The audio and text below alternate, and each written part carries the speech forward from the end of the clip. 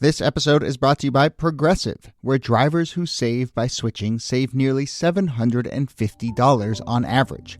Quote now at Progressive.com. Progressive Casualty Insurance Company and affiliates, national average 12-month savings of $744 by new customers surveyed who saved with Progressive between June 2022 and May 2023. Potential savings will vary.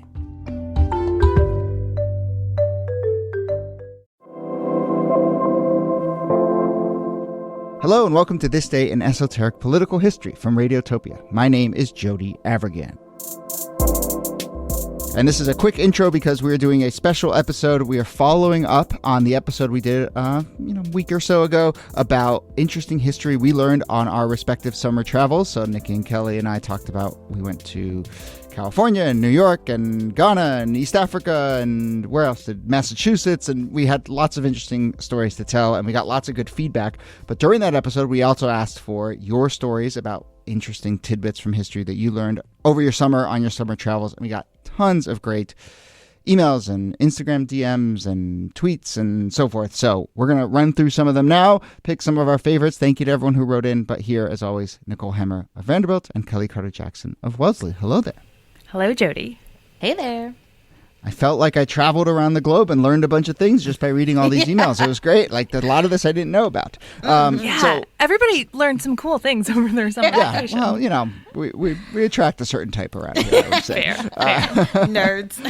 but actually, yes, there you go. Thank you. The first one I want to read, actually, is sort of right in line with that because it's from a listener named Jerry. Thank you so much for this note. But Jerry said that they spent some time in Germany this summer for work, and they went to the town that Elvis lived in when Elvis was drafted into the army. And that's also where he met his young wife, Priscilla. And they have like a bunch of little Elvis statues and some other sort of Elvis paraphernalia. But it is just a perfect little piece of esoteric history to just be in this random German town and be like, yeah, Elvis lived here for like a summer. And then not only that, but there is a plaque in that same town that mentions that Franklin D. Roosevelt attended an elementary school in the town of Bad Nauheim, is the name of the town, when his parents were there basically on a vacation, and he was there for like a few weeks, I think, as a 9-year-old. But there's some photos of him there, and so these two little pieces of small American political history have landed in this German town. It's very fascinating. Yeah, what I love about that is that it wasn't like they were in like Munich or Berlin or some big town. Like they were in Bad Nauheim, and it is both a place where Elvis was and where FDR was, which actually means that Elvis both has connections to FDR and to Richard Nixon, as we've talked about, since he smuggled a gun into the White House during the Nixon administration. Yeah. There you go. I love these celebrity sightings. Like, I can't get enough of them. It's very much like a alibi. So-and-so was here. Like, I love it. Yeah. All right. Who wants to pick another one? I would love to do this one by Nathan. So I feel like I've been to some of the same spaces that Nathan has been to, these places in upstate New York, Rochester, Buffalo, which were huge abolitionist hubs. A lot of abolitionists made their way, Frederick Douglass, Harriet Tubman. And so he talks about being in Rochester, New York, and how he made a couple of the like historic site stops along the Underground Railroad. And that's where he came across Harriet Tubman, but not just Harriet Tubman, but one of her dear friends, Frances Seward, who was the wife of William Seward and the senator and governor of New York, and later Lincoln's Secretary of State. A man had lots of jobs, but apparently the Sewards were really close with Harriet Tubman, and that they helped a lot of folks on the Underground Railroad in their house, and that Frances was also allegedly raising Harriet Tubman's niece. I was like, what? Wow. I did not know that. So on a similar note, like a lot of these abolitionists are also buried in Rochester. So Harriet Tubman, Frederick Douglass, Susan B. Anthony, all have their final resting places there. So if you are into the abolitionist movement, Rochester is actually a really exciting city to go. You can see a lot of these historical sites. I I love that William Seward connection because I believe we talked about this on a much earlier episode. Seward was one of the people who was injured during that massive conspiracy that led to the assassination of Abraham Lincoln. Right? He gets like stabbed in the neck or something. Yeah, there were attempts neck. Before they actually got to Lincoln, and because they were trying to decapitate the government, and Seward was part of that. Yeah. Well, one of them, especially because it was the summer of Barbenheimer that we should talk about, comes from a listener named Blythe. She is writing in about, she mentions that we've talked about Los Alamos and some of these other nuclear accidents. Which I like that we have a reputation for that. I do Thank too. you for picking up on that, Blythe, that we are home for nuclear mishaps.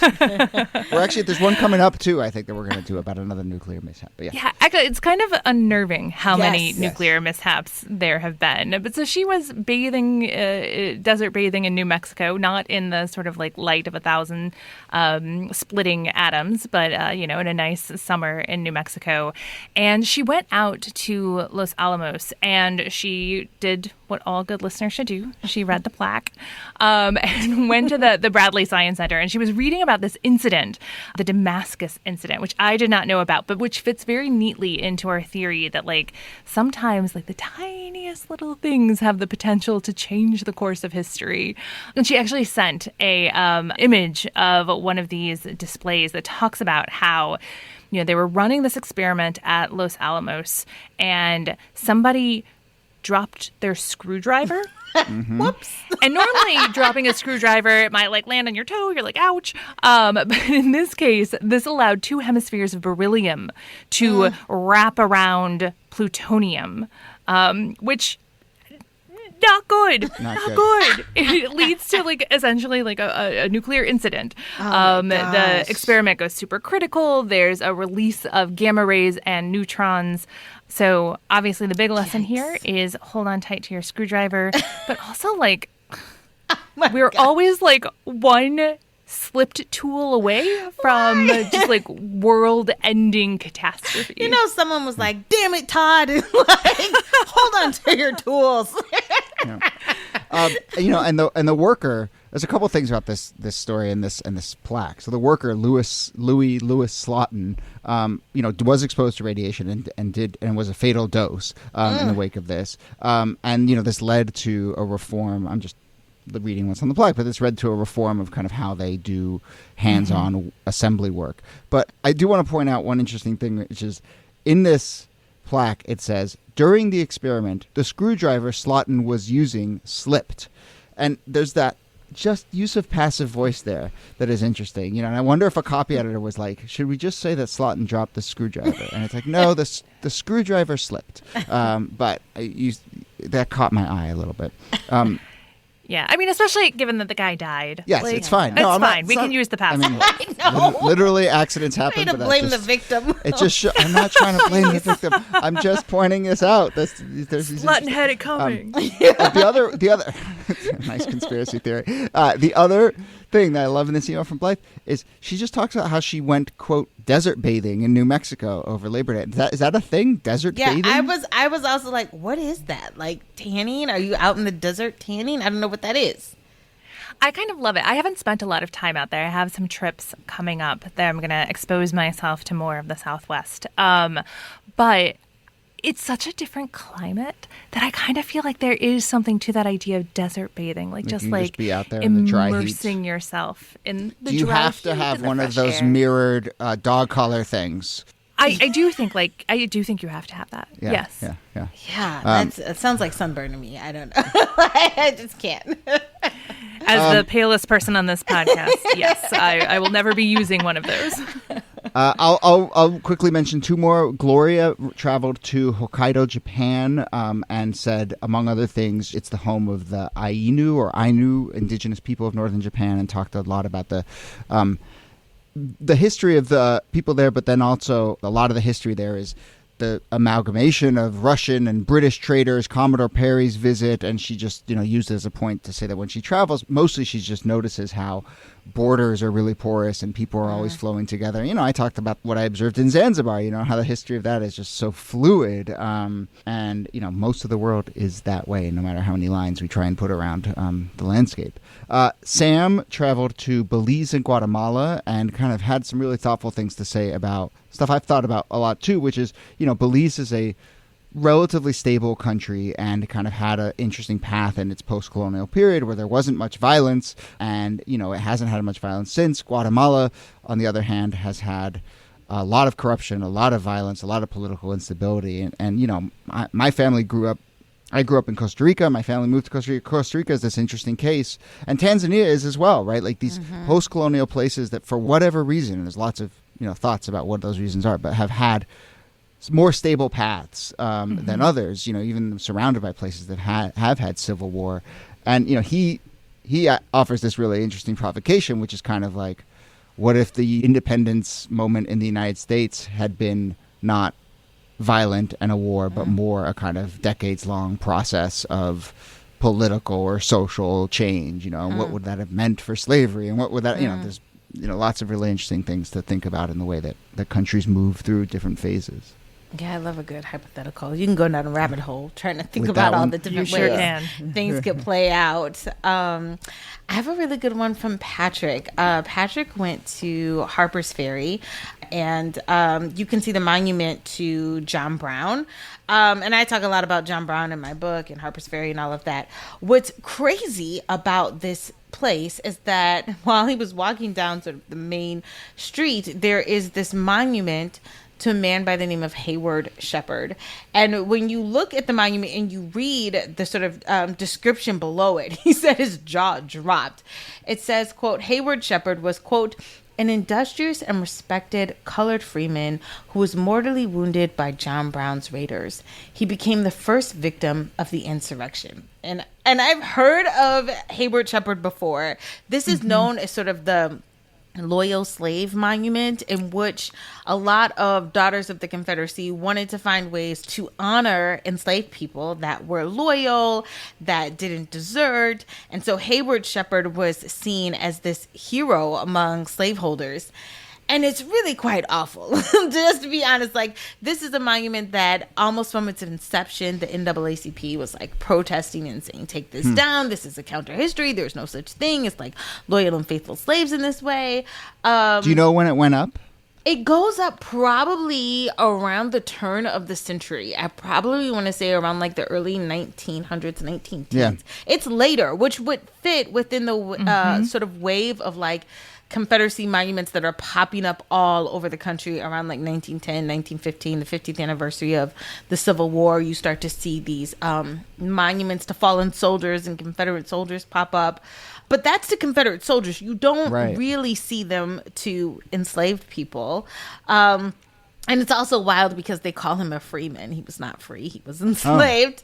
But there's a lot of, apocryphal stories about this black man. So in essence, as Patrick is reading this, he's like, oh my gosh, this is basically like saying John Brown claimed to care for black people, but killed one of the good ones. Like, that's essentially what this plaque is doing. And looking at John Brown as a horrible person, as someone who was less hero and more terrorist in his approach. And so it's wild that you have these plaques that are still standing. There was a huge debate when it was erected, and I'm actually kind of shocked. I thought that they had taken the statue away or the plaque away, or that it was in some, warehouse somewhere.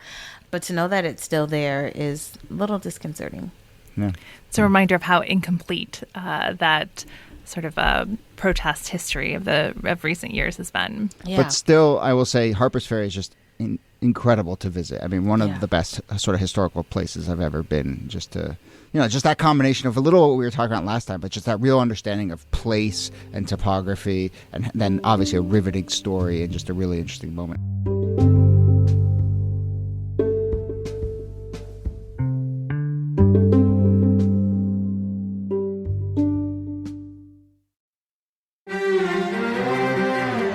You're used to hearing my voice on the world, bringing you interviews from around the globe. And you hear me reporting environment and climate news. I'm Carolyn Beeler. And I'm Marco Werman. We're now with you hosting The World Together. More global journalism with a fresh new sound. Listen to The World on your local public radio station and wherever you find your podcasts.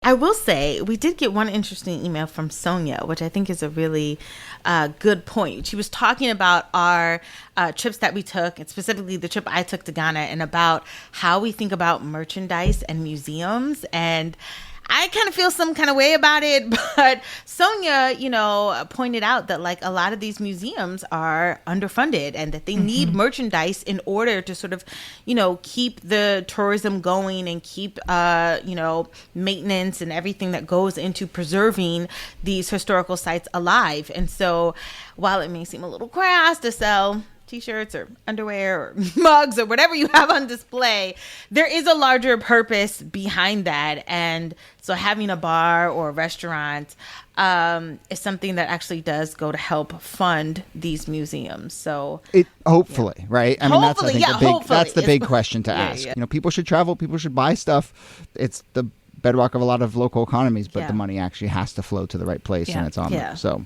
and I still think the products have to be appropriate. Yeah, that's true. I agree. There's a balance. Boxer shorts, no. T-shirts, yes. But thank you, Sonia, for that note. Yeah. I want to do one quick shout out, and then Nikki, you want to read one. But we did get a note from Jamie, who pointed out this interesting thing that it's kind of like when you have a historical era or moment in your head, you just see it popping up everywhere. And so Jamie pointed out that he wrote us a nice long note, which actually has some stuff we might do in a future episode, but pointed out that like they've been really obsessed with the Battle of Saratoga a lot lately, and reading some stuff and learning some interesting stuff. And then all of a sudden, they're watching some TV show and it has a scene at the Battle of Saratoga. And then this other like historical novel that's not really about that, like has a moment in Saratoga. It's kind of that thing where like if you ever have wearing a cast, then all you see is people wearing casts, or like a new car. Yeah, exactly. See that car everywhere. But do you get that? Do you get that when you're working on a book? That all of a sudden it's like, oh my God, everyone in the world is talking about this thing, or all I see is... Absolutely. Especially if, I kind of feel like this way, especially if you're teaching a class, like suddenly everything is related to what you're talking about, in part because like your brain is just so subsumed by that subject. And your antenna's up. Yes. Yes. Yeah. Well, speaking of things that stick in your mind, we got a note from listener Benny, who talks about how for years when he was driving between Milwaukee and Chicago, they would see this sign that said Bong Recreation Area. And this struck them as hilarious, as it should, because it is objectively so. And he says that his family finally said, all right, it is time for us to check out the Bong Recreation Area and see what's going on here. And the discovery actually makes it even better. He talks about how the recreation area is named after, wait for it, Dick Bong. Who was one of the most decorated aviators of World War II. And interestingly, because I feel like this happens sometimes too, like here's a person who was flying planes in World War II. He survives the war, only to die shortly after when he was test piloting a fighter jet for Lockheed. And because he had been this very decorated flyer, and because he had the incredible name Dick Bong, the Air Force decided to name one of its Air Force bases after him. And so they cleared this land in southeastern Wisconsin. They decided to build the, to be formal, Richard Bong Air Force Base. And after they've kind of like cleared that land, they abandoned their plans for the base there. And so the state overtakes it and actually turns it into, and this is something I think you're seeing a lot as well, into a kind of prairie and savanna restoration area. They open it up to recreation, so camping, hunting, fishing. And so Dick Bong, his legacy lives on in this particular part of Wisconsin. That is wild. And that's so wild to me, too, because I've mentioned before that my husband served in the Air Force. And so bong is actually a term that they would use a lot when they were in pilot training. And I think... Was it about planes? I think one of the squadrons, like, that was their nickname or something like that. They would call it bong. And I was like, what are you doing? That's good. But now it makes even more sense. There's an actual person they're talking about. So for decades, I guess at this point, and certainly in recent years, I've noticed, when I drive to visit my folks on the Taconic State Parkway in New York, you pass the Donald Trump Recreation Area. And I finally, in the last year or two, said, I got to pull over and just see what this thing's all about. So I stopped. It's a piece of crap. I mean, no surprise. But, living up to its name. And it was one of these things that was like bought, and it's like, there's a tax write-off, and, it's clearly just one of these things. But yeah, I did the same thing. I just had passed it for years and years and years and been like, what's going on? It's not covered with gold-plated. Just pull over. No. It's like totally decrepit. And, but yeah, so I appreciate that, and I appreciate that urge to just finally do it, pull over and go check it out. Follow that instinct. Mm-hmm. Let's go to some shorter ones that we got through Instagram. So I'll read a couple, and then I know you have a couple that popped out to you. But on Instagram, we were like, "What did you learn this summer?" Will wrote, and I guess I like a lot of these because they just have, I think, a character limit, and so they're just short. And so, like, Will was like, "The time when there were 3 popes, 1378." And Will, thank you. I'm glad you learned about that. I'm not going to go look it up. Maybe at some point we'll do an episode, but I'm happy to know that there were 3 popes in 1378.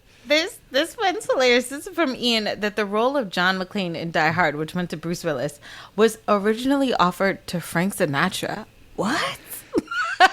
That's a mind-blowing fact. I don't know if it fits into the rubric of political history. That I know is Ian Chillag, our friend, host of Everything Is Alive. Oh, nice. And behind the scenes, in the scenes behind Plain Sight. And I will. It is a very Ian fact to drop our way. Thank you for submitting that. I will also point out Ian just had a baby. His brain is just complete mush. So, I appreciate that you can retain any facts at this point. But okay. Yeah. Well, maybe Ronan Farrow can reprise the role. Right. Exactly. There you go. What else? I want to pick one from Maria because it is so... It left me wanting more. She writes about this place in Germany, Wuppertal, that has the world's oldest cable car and notes that it has only had one accident, and that involved a baby elephant. No notes. Perfect. I need to know no more. Actually, I did need to know more. Yes, I absolutely Googled it because I was like, I would like Dumbo? to know more about this. Actually, the elephant, her name was Tuffy.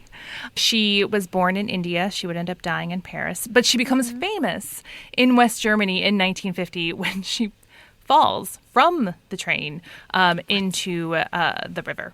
And that is the moment when Tuffy moved from the train to fame as the famous elephant who was responsible for the one accident on this train system, the monorail. Wild. Love it. Wild. Lauren, two quick ones, 2 more to wrap up here. Lauren wrote in and said that she made a stop at Ernest Hemingway's home in Key West to pet the 6-toed cats, the iconic 6-toed cats. Have either of you been there? Indeed. I have, yeah. Yeah, me too. That's all. That's 3 for 3. Really? That's all 3 of us. All right. It was great. It was awesome. And there were like chickens running around everywhere. The roosters are a little less awesome. Everywhere. Exhausting. No, I took a trip to Key West. I drove down. It was like one of the most magical things. I just loved driving down, and then you end up at Hemingway's house, and it was great. And I suppose we're living. This is our ode to Jimmy Buffett in this moment to point out that story. So yeah, go get down there, check it out. It's very cool. Lauren, nicely done. And then this is sort of my favorite. It's similar to Ian and not really understanding the question. So Amy writes on Instagram in response to our question. She writes, "Visible mending." That was it. That was her phrase. And I was like, what is visible mending? What is this, historical, whatever? I started Googling. Do you know, Nikki, what visible mending is? I mean, I assume that it has something to do with embroidery or cross-stitch. Yeah, but so I'm it's just a sort of style of sewing that is not trying to hide tears, but is more kind of showing it. And I think it's a little in vogue now. And it's just a kind of like approach to knitting and crocheting or stitching. And we got this response because the question we asked on Instagram was, what did you learn over your summer break? And Amy just saw that and said, oh, I learned how to do this kind of stitching. I was so lost. I was like, Thank what? you, Amy. Yeah. Well, what I love about that, because this is something that I'm slightly obsessed with, not visible mending, but there's a Japanese technique to highlight with gold imperfections in pottery when it's thrown, when there's a split or something. And it's reminiscent of this Quaker technique called the, I forget what it's called, but it's this idea of like putting putting one of your squares in a humility square, putting right. the square in wrong, because only God can be perfect, and so we must not strive for perfection. And so I love the idea of visible mending and highlighting the flaws, and that does have a little bit of a historic trajectory. Okay, I'll take it. Nicely done, tied in. But I will say, Amy, thank you for just seeing a simple question, not getting the context, and just answering earnestly. I appreciate that. And I suppose we can now at the end, that will be the next one. It's just doors wide open. Anything you learned, a skill, a fact, an interest, whatever. Lay it on us. Yeah, we like hearing from you. Yeah. But no, seriously, this was really great. We love hearing from everyone. We're jealous of all the things you learned and all the places you went. But you can, of course, keep writing us. I'm trying to respond to every email. But this has been really, really fun. So we'll do more of this as we go. But we will leave it there. So as always, Nicole Hemmer, thanks to you. Thank you, Jody. And Kelly Carter Jackson, thanks to you. My pleasure. And listeners, thanks to you.